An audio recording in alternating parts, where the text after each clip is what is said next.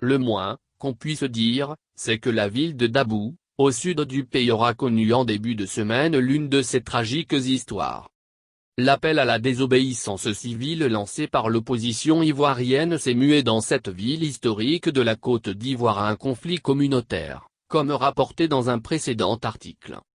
Le bras de fer entre le gouvernement ivoirien et l'opposition sur le processus électoral s'est transformé en conflit entre allogènes d'Ila et autochtones Adikrou. Une page qui aura été l'une des plus meurtrières depuis le début de la contestation de l'opposition contre la candidature d'Alassane Ouattara à un troisième mandat, avec des violences qui ont fait des morts, plusieurs blessés, des domiciles incendiés et des biens pillés. Toute chose qui aura contraint le préfet de Dabou, Romy Nzikanga, à instaurer depuis le lundi dernier un couvre-feu de 4 jours qui sera sans nul doute prolongé. 16 morts, 67 blessés. 3 domiciles, une ferme avicole, 10 véhicules de transport en commun ont été incendiés par des individus.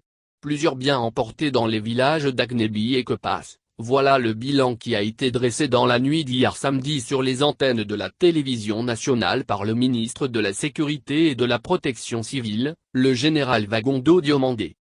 Il a annoncé l'interpellation de 52 individus et la saisie de 12 fusils calibre 12 et 70 machettes.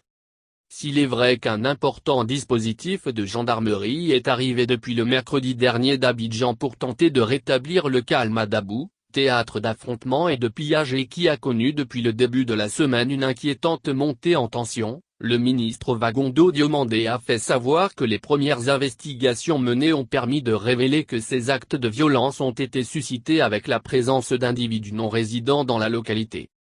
Ces individus qui selon le ministre de la Sécurité auraient pour sombre dessein de créer un conflit intercommunautaire.